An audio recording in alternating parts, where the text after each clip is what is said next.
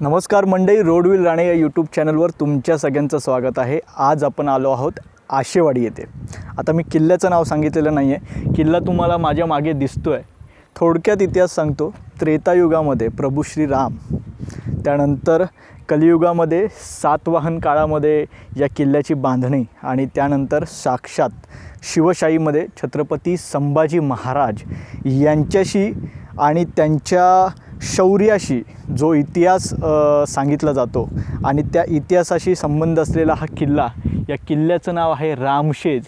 श्री राम यांची शेज जिथे, म्हणजे आता जेव्हा श्रीराम वनवासात असताना ज्या ठिकाणी विश्रांतीसाठी यायचे आणि इथे त्यांची शय्या होती, त्या डोंगरावर रामशेज असं नाव देण्यात आलं। आणि नाशिक किल्ल्यातल्या दिंडोरी तालुक्यात आणि पेठ तालुक्यात, आधी पेठ तालुका म्हणतात, आता दिंडोरी तालुका लिहिल्याचं मी वाचलं, तर या दिंडोरी तालुक्यातला हा रामशेज किल्ला। आणि मी या रामशेज किल्ल्याबद्दल जास्त कनेक्ट काय तर छत्रपती संभाजी महाराजांचा 6.5 वर्षाचा एक गौरवशाली इतिहास या रामशेज सोबत जोडलेला आहे। अर्थात तो इतिहास आपण गडावर गेल्यानंतर पाहणार आहोत। आत्ता आपण रामशेजची ही सैर करूया। साधारण पाऊण तासाचा ट्रेक आपल्याला करायचा आहे। हा ट्रेक इथून सुरू होतो।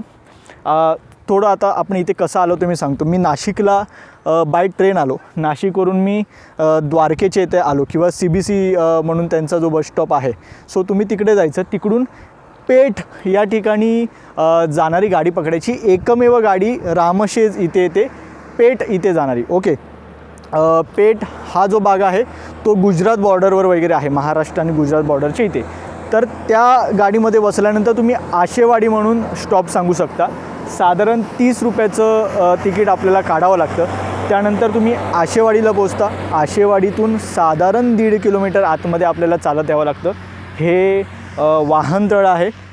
मोटरसायकल असेल तर 20 रुपये, 4 व्हीलर असेल तर 40 रुपये, ऑटो रिक्षा किंवा 3 व्हीलर असेल तर 30 रुपये असे माफक दर या ठिकाणी या पार्किंगसाठी लावण्यात आलेले आहेत। इथे आल्यानंतर थेट इथूनच हा ट्रेक सुरू होतो। आता पाऊण तासाची चढाई करायची आहे आणि प्रत्यक्ष रामशेजवर आपल्याला आता जायचं आहे।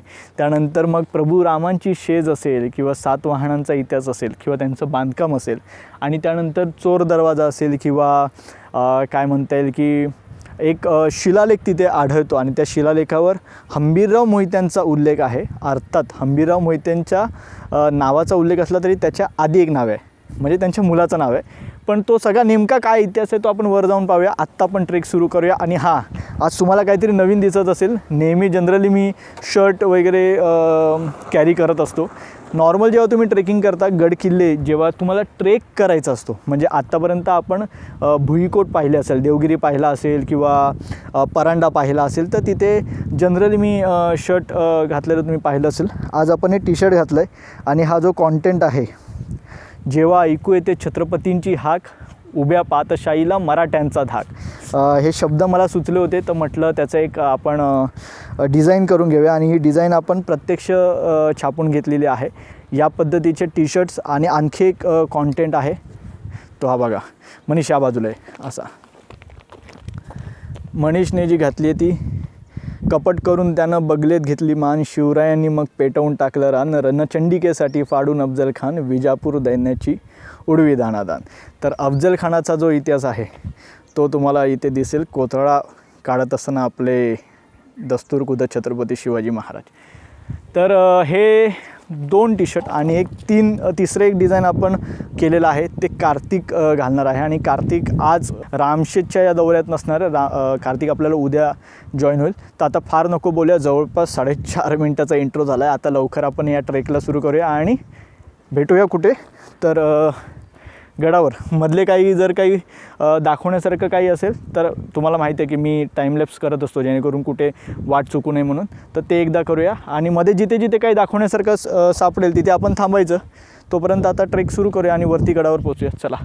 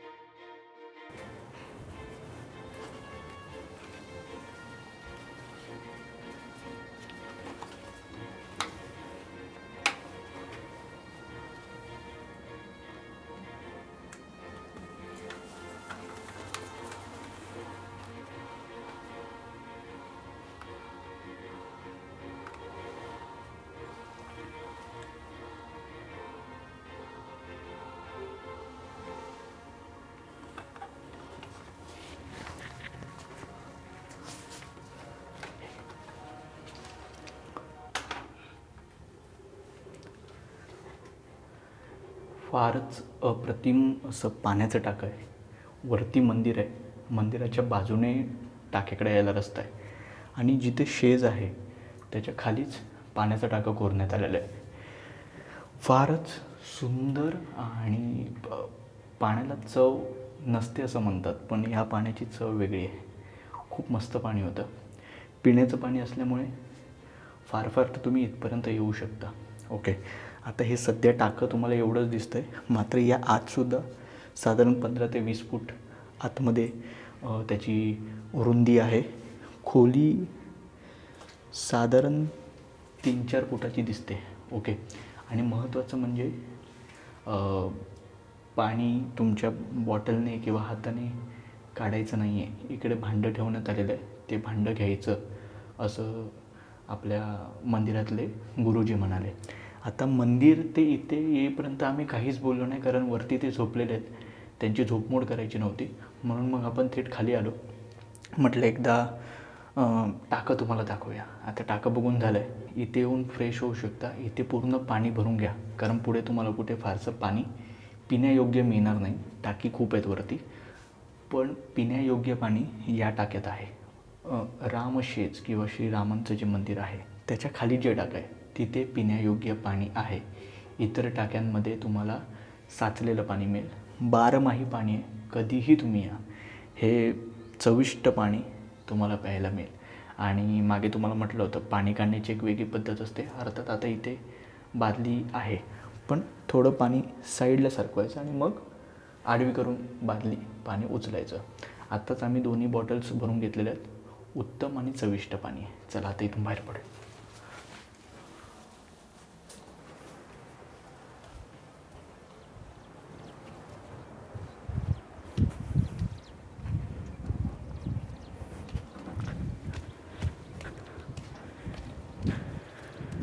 श्रीरामांचं जे मंदिर आहे त्याच्या अलीकडेच तुम्हाला इथे एक शिलालेख कोरलेला आढळेल. दुर्दैवाने काय झालं आहे की हा जो कलर मारला आहे ना, तर तो कलरच थेट इथे तुम्हाला या शिलालेखावर मारल्यामुळे त्या शिलालेखाची म्हणजे त्याचं अस्तित्व ऑलमोस्ट संपलेलं आहे. पण मला असं वाटतं की हा कलर हटवून पुन्हा एकदा हा शिलालेख दिसेल अशा पद्धतीने केला पाहिजे. आता यावर नेमकं काय लिहिलं आहे ते मी तुम्हाला सांगतो. श्रीराम मंदिराच्या उत्तरेकडे भिंतीवर दर्शनी बाजूवरच हा शिलालेख कोरण्यात आला आहे. त्या शिलालेखावर लिहिलं आहे, स्वस्ति श्री म नृपशाली वाहन शक 1682 विक्रमनाम संवत्सरे श्री राजा शाहूचरणी दृढभाव पंतप्रधान बाळाजी बाजीराव सुभेदार आप्पासप सदाशिव सटवोजी मोहिते हंबीरराव फकीर मोहम्मद कारीगर. आता याचा अर्थ काय तर शालिवाहन शकाच्या 1682व्या वर्षी विक्रमनाम संवत्सरात छत्रपती शाहू महाराजांचे पेशवे बाळाजी बाजीराव उर्फ नानासाहेब यांनी सुभेदार आप्पाजी सदाशिव सटवोजी हंबीरराव मोहिते यांच्या सहकार्याने किल्ल्याचा तट, बुरुज, दरवाजा आणि अन्य वास्तू यांचा जीर्णोद्धार केला. हे बांधकाम फकीर मोहम्मद याने केलं आहे. प्रभू श्रीराम, सीतामाई आणि लक्ष्मण यांचं दर्शन घेऊन झाल्यानंतर आणि कातात कोरलेल्या त्या टाक्यातलं अप्रतिम पाणी पिऊन झाल्यानंतर आत्ता आपण ही बघा हीच वाट वर जाते. तिथे काही अवशेष वगैरे बुरुजाचे दिसतात. आता अर्थात तिथे गेल्यानंतर आपण ते दाखवू. आता मी थोडक्यात तुम्हाला समरी देतो की आपण आशेवाडीतून आत आलो बरोबर. तिथे वाहनतळ होतं. वाहनतळापासून अगदी अर्ध्या तासात तुम्ही या मंदिरापर्यंत पोहोचता. ओके, वाट एकदम साधी सरळ सोपी आहे. कातळात काही पायऱ्या कोरलेल्या आहेत. पावसाळ्यात कदाचित तिथे थोडंसं ती वाट निसरडी होऊ शकते, मात्र आत्ता ती सेफ आहे. हिवाळ्यापासून उन्हाळ्यापर्यंत तुम्ही या 8 महिन्यात कधी येऊ शकता इथे. त्यानंतर आपण इकडे आलो. मगाशी आपण तो लेक पाहिला. लेक पाहून झाल्यानंतर आता आपण पुढचा प्रवास सुरू करूया. ओके, चला. मगाशी खरं तर प्रखर ऊन होतं, घामाच्या धारा वाहत होत्या. आत्ता ऊन सरलेलं आहे. अर्थात आम्ही राम मंदिरामध्ये जवळपास 1 तास त्या कातळात कोरलेल्या मंदिरात बसून होतो. खरंच खूप भारी वाटत होतं आणि सगळा जो काही ताण तणाव विसरून जायला होतं तिकडे. आणि जो काही थकवा होता ना तो सुद्धा दूर निघून गेला. चला या. मुख्य गडावर प्रवेश केलेला आहे. छोटेखानी बुरुज तुम्हाला इथे दिसत आहेत, अर्थात ढासळलेल्या अवस्थेत आहेत, पण त्याचे हे अवशेष तुम्ही पाहू शकता. ओके, हा एक आणि हा एक. आता एवढं गड चढून आल्यानंतर काका काकेत. काका सकाळीच येता की काय? झोपा झोपा. काय काय? काकडे, हां बिस्किटे, कुरकुरे. बरं, एखादी काकडी देता कापून? हो. द्या.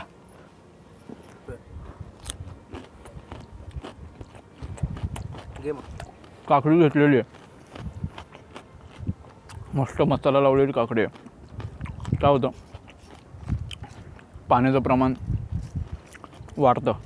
गडकिल्ल्यांवर काकडी असेल किंवा कोकम सरबत, लिंबू सरबत असं काही मध्ये मध्ये मिळत असेल ना, तर ते घेण्याची 2 कारणं आहेत. एक तर तुमच्या बॉडीचं डिहायड्रेशन थांबवण्यासाठी. आजूबाजूच्या गावामध्ये ही सगळी जी मंडळी आहेत ती या घेऱ्यामध्ये, गावखेड्यामध्ये राहणारी माणसं आहेत, जी गडकिल्ल्यांवर येत असतात आणि त्यांचा हा माल विकत असतात आणि त्यांचा चरितार्थ चालत असतो. तर दोन्ही गोष्टी होत असतात की एकतर तुम्ही स्वतःसाठीही घ्या आणि त्यांच्यासाठी घ्या. आता मोठेपणा नाही सांगणार, पण काकांचं कौतुक आहे. काका काय म्हणाले, काकडी घेतलात ना, गड फिरून या, मी इथेच आहे, पैसे मला दिलात तरी चालेल नंतर. अर्थात आपण ते द्यायचे तेव्हाच्या तेव्हा वेळेवर. पण हा मनाचा मोठेपणा ना या उंच उंच गडकिल्ल्यांवरच मिळतो. तो आपण शिकला पाहिजे.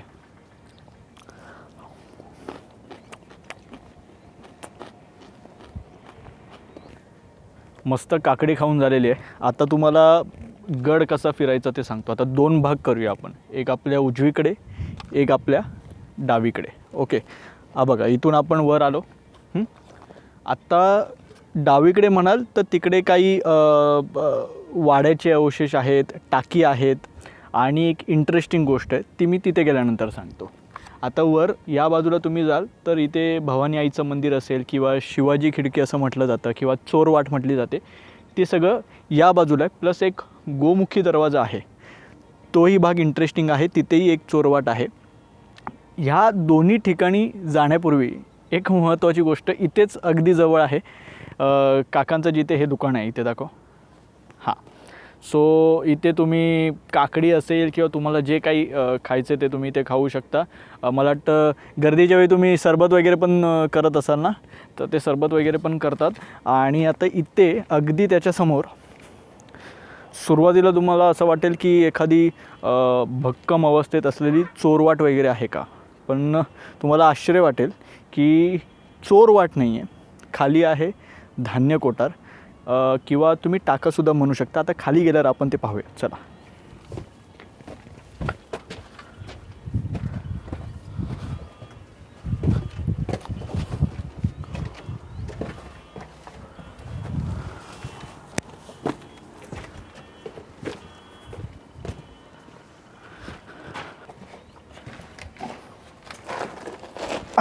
तुम्ही पण खाली बसा, मी पण खाली बसलो आहे.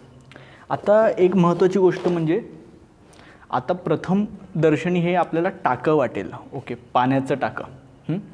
पण तुम्ही जर लक्षात घेतलं तर ज्या पद्धतीची याची रचना आहे त्यानुसार हे पाण्याचं टाकं नसणार. आता ते नेमकं काय आहे, तर आता आतमध्ये आपण जाऊया आणि आत जाऊन मी तुम्हाला समजवतो की नेमकी ही रचना कसली आहे किंवा ही वास्तू नेमकी कसली आहे. चला.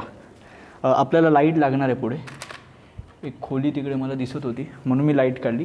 आता बघू गरज लागते की नाही. सो उडी मारायची काही गरज नाही. इकडे पायऱ्या आहेत कोरलेल्या. आत्ता आतमध्ये यायच्या आधी तुम्हाला सांगतो की या टाक्यातून दगड काढले गेले आणि मग ते बांधकामासाठी वापरले गेले. आता तुम्हाला हे दगड दिसतील सुद्धा. ओके, आता त्यातला आता हे खरं तर अच्छा, पहिलं तुम्ही या, तुम्हाला पण आत घेतलं पाहिजे ना. या या राजे या.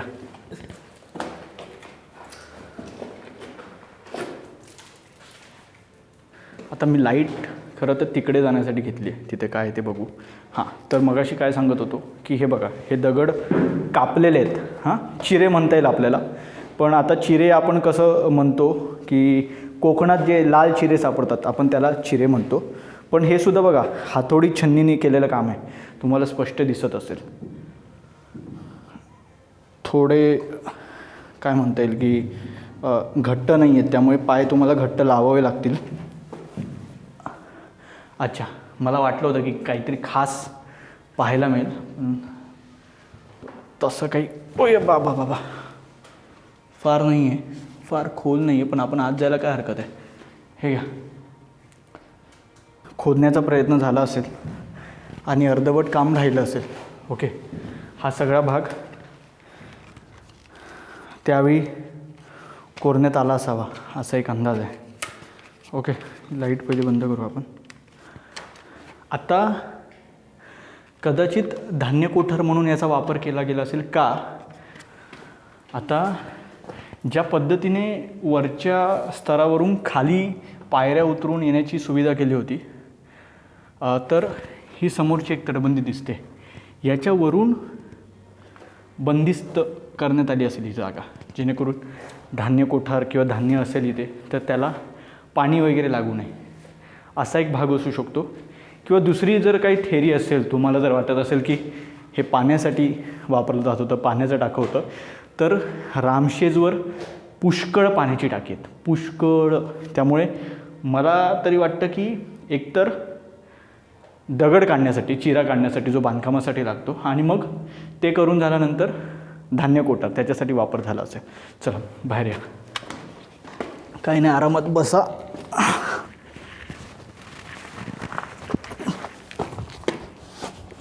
या.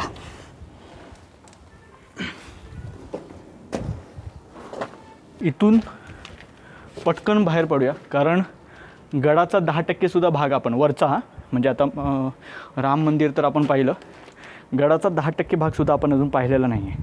बराचसा भाग मी उजव्या बाजूला दाखवला ना, तर तो सगळा त्या बाजूला आहे. चला.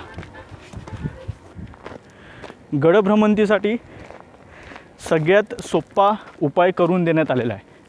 माझ्या माहितीनुसार नाशिकच्या रामशेज किल्ल्यावर शिवकार्य गडकोट ही संस्था गडसंवर्धन करते.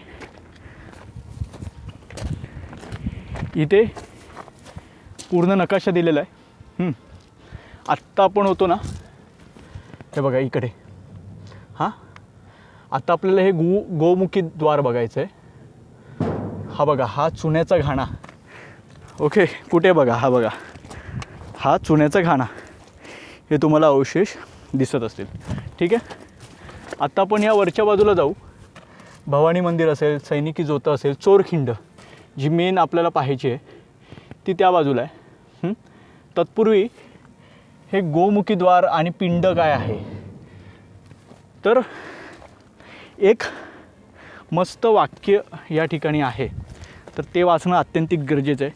शिवरायांची दुर्गनीती व आज्ञापत्र, ते मी वाचून दाखवतो. ठीक आहे. जैसे कुळबी शेतास माळा घालून शेत राखितो, तसे किल्ले राज्यास रक्षण आहेत. तारवास खिळे मारून बळकट करीतात, तशी राज्यास बळकटी किल्ल्यांची आहे. किल्ल्यांच्या योगाने औरंगशाहासारख्याची उमर गुजरून जाईल. सर्वांस अन्न लावून शत्रुप्रवेश न होय ते किल्ल्यांमुळेच होते. दिल्लीद्रासारखा शत्रू उरावर आहे, तो आला तरी नवे जुने 360 किल्ले हजरतीत आहेत. एक किल्ला वर्ष लढला तरी 360 वर्ष पाहिजेत. थोरले महाराजांनी हे राज्य गडावरून निर्माण केले आणि गड होते म्हणून राज्य मात्र अवरिष्ठ राहिले. फार उत्तम वाक्य. आता हा चुन्याचा गाणा पाहून झाल्यानंतर आपण त्या गोमुखी द्वाराकडे जाऊया. गोमुखी द्वाराकडे जायला पण सुरुवात केलेली आहे. इथे कातळात कोरलेला हा गोमुखी दरवाजा आपल्याला दिसतो. अर्थात छत्रपती शिवाजी महाराजांच्या साम्राज्यामध्ये गोमुखी द्वार ही संकल्पना फार महत्त्वाची आहे. आपल्या शत्रूस आपलं महाद्वार दिसू नये ही महाराजांची काळजी गडकिल्ल्यांप्रती ती फार महत्त्वाची आहे. आता काही संदर्भांनुसार असं म्हटलं जातं की हा जो दरवाजा आहे आणि ही जी वाट आहे ती गडाची त्या काळची मुख्य वाट होती. मात्र आता या क्षणी इथे जे दिसतं आहे ही वाट बंद आहे. हा दरवाजा समोर दिसतो आहे हा आजही भक्कम अवस्थेत आहे. आणि ही वाट जर तुम्ही पाहिलात तर तुम्हाला दिसून येईल की हातोडा आणि चिन्नीने ही खोदण्यात आलेली आहे. आणि बुरुज नवीन बांधण्यापेक्षा हा या पद्धतीने तो सुद्धा खणण्यात आलेला आहे. म्हणजे हातोडा चिन्नीने तो नीट त्याला आकार देऊन बुरुज बांधण्यात आलेला आहे. आणि बुरुजाच्या पलीकडे तुम्हाला हा प्रमुख दरवाजा दिसेल. दरवाजावर कमळाची चिन्ह आहेत. कमळाची चिन्ह अर्थात लक्ष्मीचं स्थान आणि लक्ष्मी म्हणजे गडाची धनदेवता. आत्ता इतक्या वर्षामध्ये जर तुम्ही हे बांधकाम पाहिलात तर कातळात जरी कोरलेलं असलं आणि हा दरवाजा भक्कम अवस्थेत बांधलेला जरी असला तरीही एक चीर तुम्हाला इतक्या वर्षात गेलेली दिसेल. अलीकडे आमच्या इमारती ह्या 25 वर्षामध्ये कोसळतात. तिथे महाराजांचे किल्ले 350 वर्ष आजही तग धरून आहेत. आता महत्त्वाची गोष्ट म्हणजे जेव्हा इथे असा दावा केला जातो की ही गडाची मुख्य वाट आहे तर मग आपण हे बघा आता इथे हे फार महत्त्वाचं आहे की इकडे ही चोरवाट म्हटली जाते. मला थोडा संशय आहे की याला चोरवाट म्हणावी का नाही. कारण ही खाली उतरल्यानंतर आपण जिकडे राम मंदिर आहे त्याच्या पुढे डावीकडे जर चालत गेला तुम्ही तर तुम्हाला ही वाट दिसून येईल. आता आपण इथे चढूया. मनीष मगाशी पाय लावला होता तसंच लाव. नाही हे राहू दे फक्त तो पाय घट्ट कर. दगड हलका असल्यामुळे आता इकडे आपण पोचलो आहे. सरपटणाऱ्या प्राण्यांचा आवाज येतो आहे. बहुतेक सरडा आहे. नाही हां सरडा आहे. आता हे सगळं तुम्ही पाहाल तर ही समोरची वाट आहे ना ही कदाचित जुनी वाट असू शकते असं मला वाटतं आहे. हां पण आता ती तितक्या चांगल्या अवस्थेत नाही आहे. हे बघा निवडुंगाची वाट आहे. इकडून लोक येतात पहा. आणि तिकडे श्रीरामाचं मंदिर आहे. इथे काही टाकी आहेत.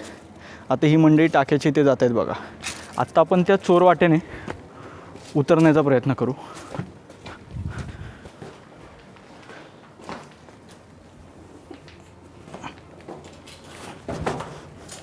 लाईट लागेल खरे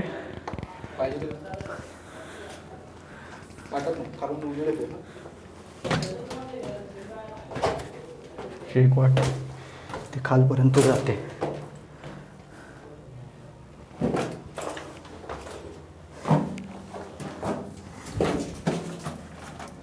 इथे खाली आपल्याला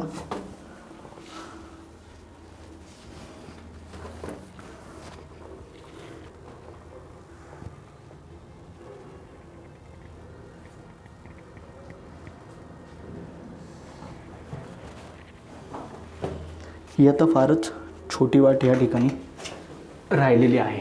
त्यामुळे एवढ्या छोट्या जागेतून इकडे एखादा मावळा उतरू शकेल असं वाटत नाही. पण इकडे एक चांगली बाब म्हणजे इकडे हा छोटीशी खोपटी एखाद्या मावळ्यासाठी बनवण्यात आलेली. हे बघा एखादा मावळा इथे सेफली बसू शकतो. आणि इकडे खाचा पण दिसतो आहे. तर या खाच्यात कदाचित मला असं वाटतं की इकडे लाकडी ओंडका टाकण्यात येत असेल. ओंडका नाही प्लाया आपण म्हणतो त्या पद्धतीने. आणि ही वाट बंद करण्यात येत असेल. आत्ताही कदाचित एवढी छोटीशी राहिली असेल. त्यावेळी कदाचित ती मोठी असेल.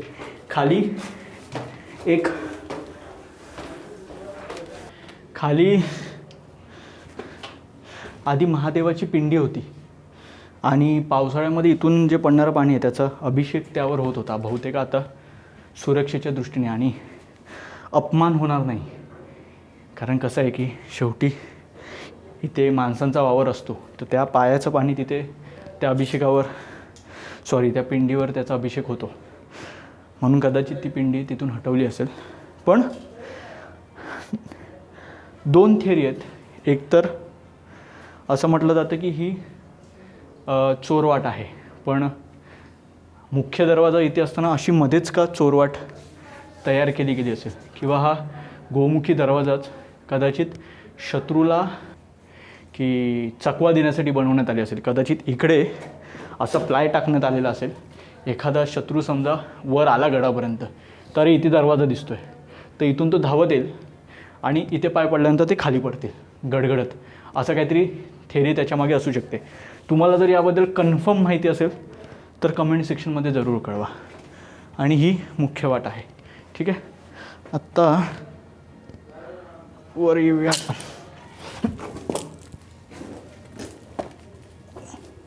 चला, आता आपल्याला बाहेर पडायचं आहे या गोमुखी मार्गातून, आणि आपण गडाचा आता उजवा भाग आपण पाहून घेऊया. चला. या पठारावर आल्यानंतर तुम्हाला प्रामुख्याने हे टाके दिसतील. गडावर आल्यानंतर, या पठारावर आल्यानंतर प्रामुख्याने तुम्हाला ही टाकी दिसतील. आजही ती भरलेल्या अवस्थेत आहेत, मात्र पिण्यायोग्य नाही आहेत. ठीक आहे, आता त्याचा स्तर जर तुम्ही पाहिलात तर जसं जसं प्रत्येक टाकं भरलं जातं त्या पद्धतीने, हे बघा, पहिलं हे टाकं भरेल, त्यानंतर हे टाकं भरेल, त्यानंतर हे टाकं भरेल.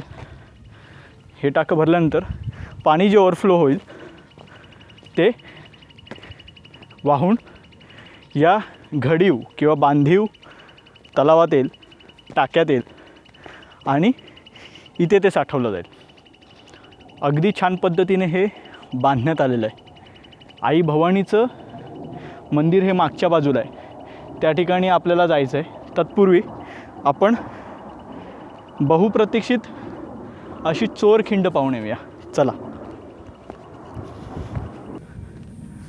आई भवानीचं मंदिर एका बाजूला ठेवून आत्ता आपण चोरखिंडीच्या दिशेनं आपला प्रवास सुरू केलेला आहे.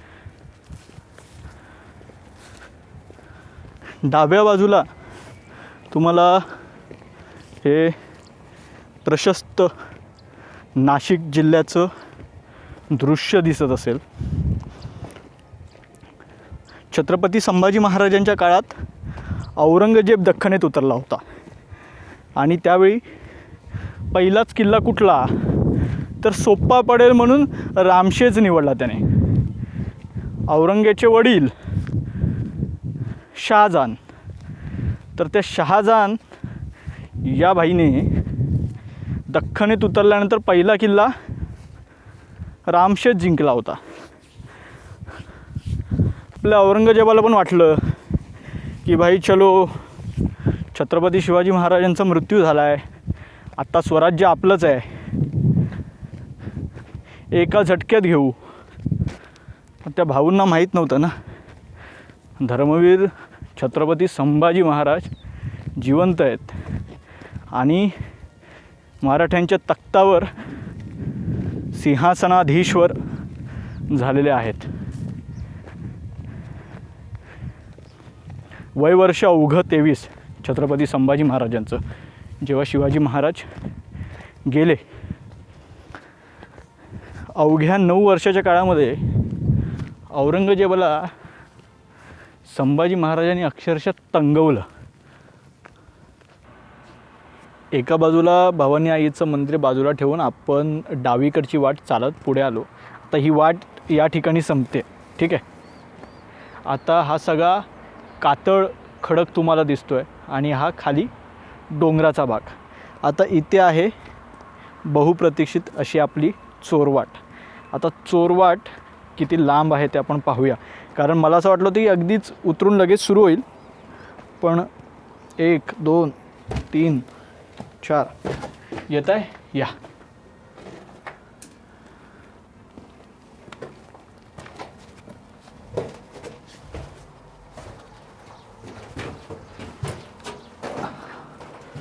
हा एक टर्न. इकडून आपण आलो आणि मी या पहिलं आपण वाट पाहू. ठीक आहे. आत्ता ही आपण चोरवाट अर्थात ती एक्सप्लोअर करण्याच्या आधी आपण मगाशी म्हटलं तसं शिवकार्य गडकोट या संस्थेतर्फे या गडावर गडसंवर्धनाचं काम चालू आहे आणि बहुतेक त्यांनीच हा दरवाजा बसवलेला आहे. म्हणजे मला आता गडावर त्या संस्थेचंच नाव दिसलं त्यामुळे मी तसं म्हणतो आहे. तर हा चोर दरवाजाचा हा मस्त सागाचा दरवाजा. ठीक आहे. आता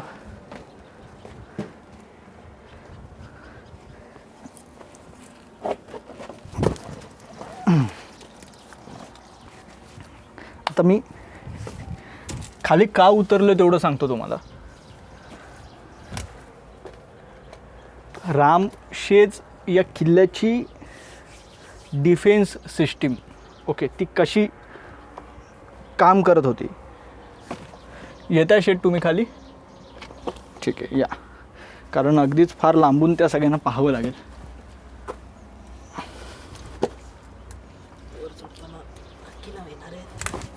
ठीक आहे प्रयत्न करू.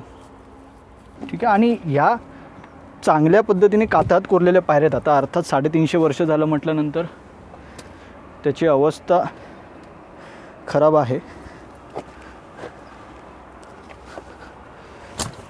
तुम्ही तिथेच थांबा. ठीक आहे. मी आता 5.5 वर्ष रामशेज अजिंक्य राहतो. तर त्यामागे काय कारणं आहेत ती समजून घेण्यासाठी मी इकडे आलो. आता असं म्हटलं जातं की कुठल्याही किल्ल्याला चोरवाट पाहिजे, त्याशिवाय तो किल्ला अजिंक्य राखताच येत नाही. ठीक आहे. आता आपण देवगिरी पाहिला. देवगिरीचे तर 2 भाग आपण केलेले आहेत. तुम्ही जरूर जाऊन पहा. ते देवगिरी किल्ला इतका अफाट अभेद्य असा आहे. अजिंक्य तर तो राहिला, त्याच्या मागची कारणं वेगळी आहेत. पण किंवा एक नकारात्मक गोष्ट अशी होती की त्याला चोर दरवाजाच नव्हता. जाण्यासाठी आणि येण्यासाठी ही एकच वाट होती. पण त्या पलीकडे जर छत्रपती शिवाजी महाराजांनी बांधलेले किल्ले किंवा त्यांचं ज्या किल्ल्यांवर राज्य होतं त्या किल्ल्यांचा जर इतिहास पाहिला तर तिकडे तुम्हाला चोरवाटा आवर्जून सापडतील. छत्रपती शिवाजी महाराजांनी रायगड उभा केला. रायरीचा किल्ला जेव्हा किल्ले श्रीमान रायगड झाला तेव्हासुद्धा तिकडे वाघ दरवाजा बांधण्यात आला, जो चोर दरवाजा आपण म्हणतो. आणि तिकडून छत्रपती राजाराम महाराज निसटले जेव्हा मुघलांचा हल्ला झाला. आत्ता या रामशेजवर हा चोर दरवाजा आहे. आणि त्याचं टेक्निक तुम्हाला मी सांगतो. जेव्हा शहाबुद्दीन खानाने हल्ला चढवला होता तर समजा आता इथे त्याचं सैन्य आहे आणि त्यांनी हा डोंगर चढला. ठीक आहे. फार तर ते हा डोंगर चढू शकत होते. ठीक आहे. त्यांनी हा डोंगर चढल्यानंतर त्यांना या कातळाला भिडावं लागणार होतं. आता हा कातळ अगदी 15-20 फुटाचा असता तर गोष्ट वेगळी होती. तुम्ही शिड्या लावून चढू शकत होतात. शिड्या लावून हा प्रकार तुम्हाला माहिती आहे का, हा बऱ्याचदा जलदुर्गांवर वगैरे केला जातो. किंवा पन्हाळ्यावर शिड्या लावून 60 मावळ्यांनी कोंडाजी फर्जंद यांच्या नेतृत्वाखाली जो किल्ला जिंकला होता तर त्या तटाला शिड्या लावणं म्हणजे तटबंदीला शिड्या लावून मावळे वर जायचे. आता इथे जवळपास 300-400 फुटाचा अख्खा कातळ आहे. हा तुम्हाला क्लाइंब करायला तुम्हाला रोप पाहिजे किंवा तुम्ही काय म्हणतात की तुम्ही वेल ट्रेन प्रस्तरारोहक पाहिजे, क्लाइंबर पाहिजे तुम्ही, तर तुम्ही हे चढू शकता. आता या कातळावर जर तुम्ही बघितले तर बऱ्याच ठिकाणी ओव्हरहँग आहेत. आता ओव्हरहँग प्रकार कसा असतो हा बघा. समजा एखादा क्लाइंबर हा असा चढतो आहे तर हा जो बाहेर आलेला भाग असतो ना त्याला ओव्हरहँग म्हणतात. त्याला जर तो पार करायचा असेल ना तर आयदर त्याला साईडने वाट काढावी लागेल किंवा तुम्ही तो बाहुबलीमध्ये तो प्रकार बघितला आहे का, तो डोंगर चढत असतो. तो काय दूध बरंच काय त्याचं नाव होतं ते. आणि तो डोंगर चढत शेवटच्या टप्प्यावर तो बाण मारतो आणि त्या झाडाला लटकतो. तर प्रस्तरारोहकाला म्हणजे क्लाइंबरला इथून रिस्की उडी घ्यावी लागते आणि त्याला वर जावं लागतं. इथपर्यंत तो हुक केलेलं असतं त्याने स्वतःला. हां, पेग वगैरे मारून आपण तिथे स्वतःला सेफ केलेलं असतं. किंवा तुम्ही फ्रेंड्स लावू शकता किंवा बरेच प्रकार आहेत त्याच्यामध्ये. तर तुम्ही स्वतःला इथे अडकवून ठेवू शकता. आता इथून त्याला इथे जायचं आहे, तर असे बरेचसे होवर हँग तुम्हाला इथे दिसतील. त्यामुळे टेक्निकली हे फार चढणं कठीण आहे. त्यामुळे आत्ता हा चोर दरवाजा एका बाजूला ह्या ठिकाणी, मी अगदी इथपर्यंत जरी आलो ना, मला चोर दरवाजा दिसणारच नाही आहे. बरं, हा सुद्धा भाग मला दगडाचा भाग दिसतो आहे. त्या ठिकाणी जर तुम्ही पाहाल, ते वर जर तुम्ही पाहाल, तर तिकडे फक्त त्यांना दरवाजाचा आकार देण्यात आलेला आहे. ठीक आहे. त्या पलीकडे जोपर्यंत एखादा व्यक्ती इथपर्यंत येत नाही तोपर्यंत त्याला कळणार नाही की ते चोर दरवाजा आहे. आता छत्रपती संभाजी महाराजांचा कुठला संदेश असेल तर तो या चोर वाटेने गडाच्या किल्लेदारापर्यंत पोहोचवला जायचा. तेवढ्यासाठी मी ते खाली उतरलो होतो. कृपा करून तुम्ही कुठलीही अशा पद्धतीची रिस्क घेऊ नका. हे बघा, ही पावलं सेफ आहेत म्हणूनच मी पुढे चाललो आहे, कुठलंही अतिरिक्त धाडस न करता. ठीक आहे. इथे तरी तुम्हाला वाटतं आहे का की बाबा इथे कुठे वाट आहे? हा कातळच वाटतो ना तुम्हाला, किंवा इथे तरी वाटतं आहे का? नाही. पण जेव्हा आपण पुढे जातो तेव्हा आपल्याला दिसतं की इकडे उत्तम प्रतीचा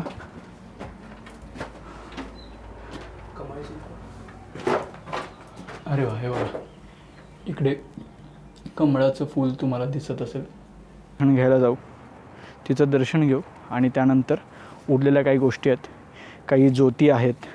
टाकी तर आपण पाहिली आणि आपल्याला पलीकडे तिकडे डाव्या बाजूला जायचं आहे. तिथे एक भुयार होतं असं म्हणतात. ती मगाशी ताई होती ना, ती बोलीभाषेत काय म्हणाली की तिकडून कोंबडं फेकलं की ते थेट गंगेत बाहेर पडायचं.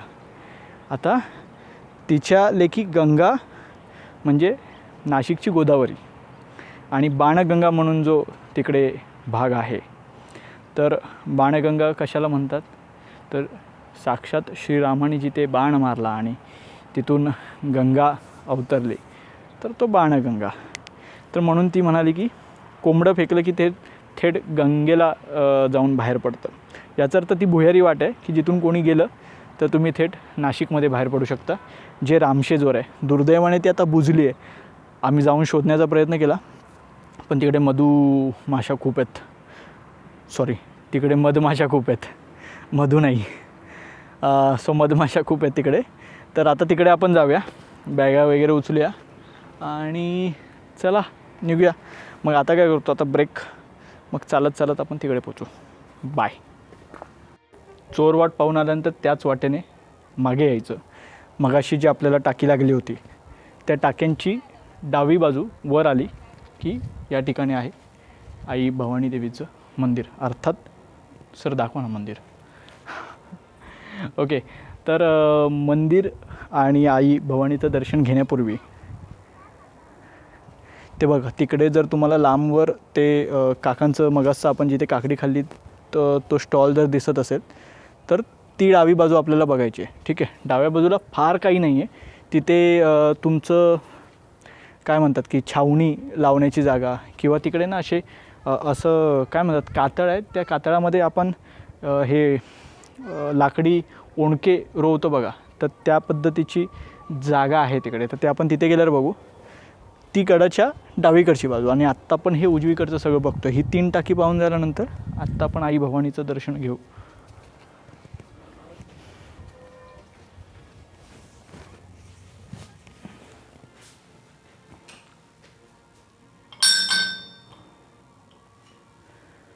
तुझा भवानी माते की जय, सदैव सुभद्रा, जगदंब जगदंब.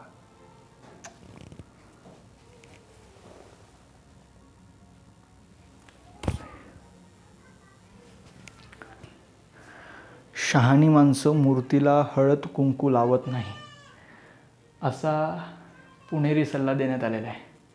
आई भवानीची जी मूर्ती आहे तर त्याला हळद कुंकू लावून किंवा इतर लेप लावल्यानंतर अनेकदा त्याची झीज होत असते. त्यामुळे आपली ओटी भरायची असेल किंवा पाया पडायचं असेल तर या खालच्या बाजूला तुम्ही हळद कुंकू वाहू शकता. आता हळद कुंकू इकडे देण्यात आलेला आहे. तर फार फार तर तिच्या पायाकडे तुम्ही ते पहा. शिवरायांचा तख्तावर बसलेला हा फोटो. हा तख्त जर तुम्ही बघितला ना तर तुमच्या साताराच्या जलमंदिर पॅलेसमध्ये बहुतेक हा तख्त आजही आहे, ज्यावर छत्रपती शिवाजी महाराज बसायचे.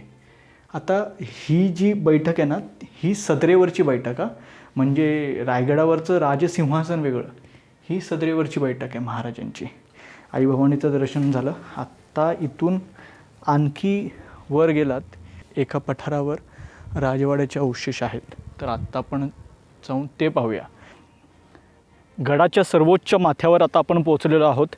राजवाड्याचे अवशेष या ठिकाणी आहेत असं म्हटलं जातं.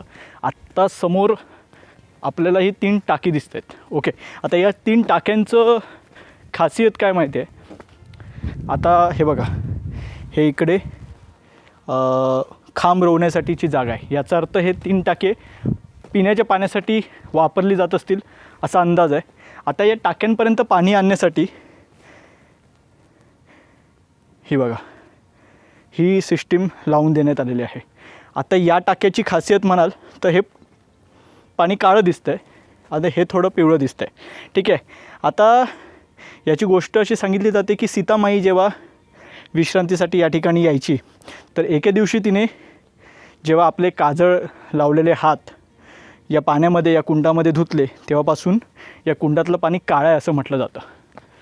हे एकंदर राजवाड्याचे अवशेष पूर्णतः पडलेल्या.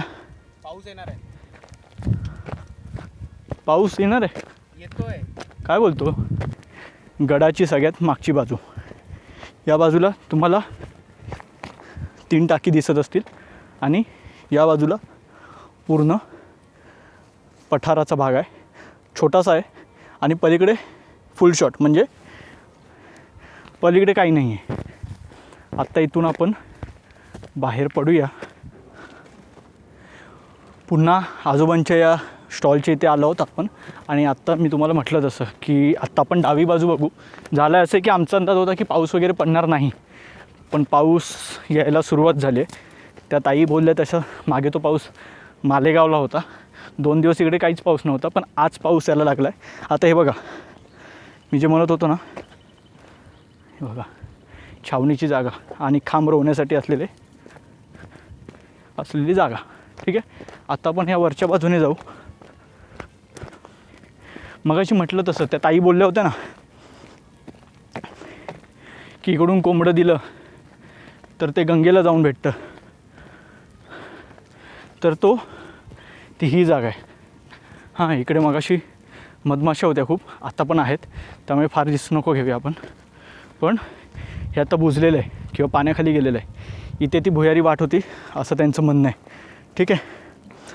आणि तिकडे हा दीपस्तंभ आहे, बाकी सगळं पठार आहे. मला एवढंच दाखवायचं होतं म्हणून मी तुमच्यासाठी आलो. नाही तर आता काय करणार माहिती आहे, आता पटपट गड उतार होणार. श्रीरामांचं जिथे मंदिर आहे बघू, तिकडे थोडा वेळ थांबू, पाऊस जाण्याची वाट बघू.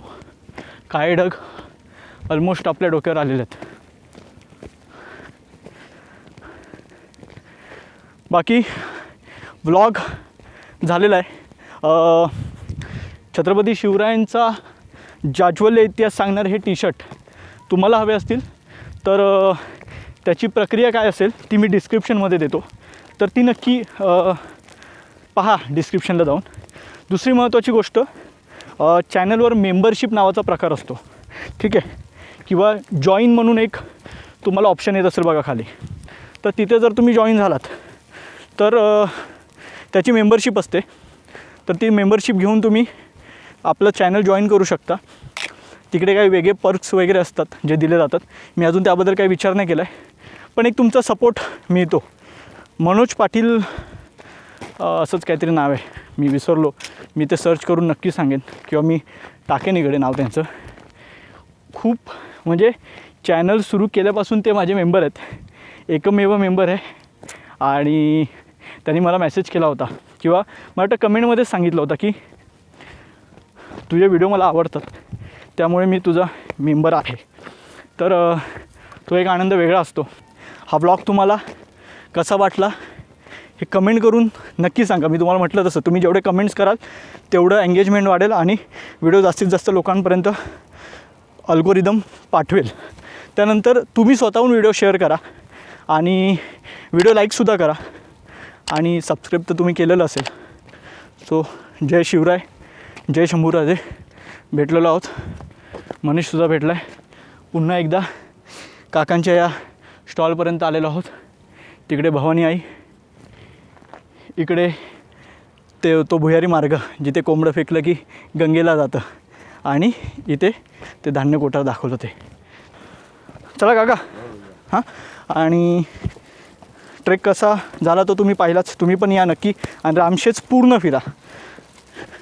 जय महाराष्ट्र, जय शिवशंभू, जय शिवराय.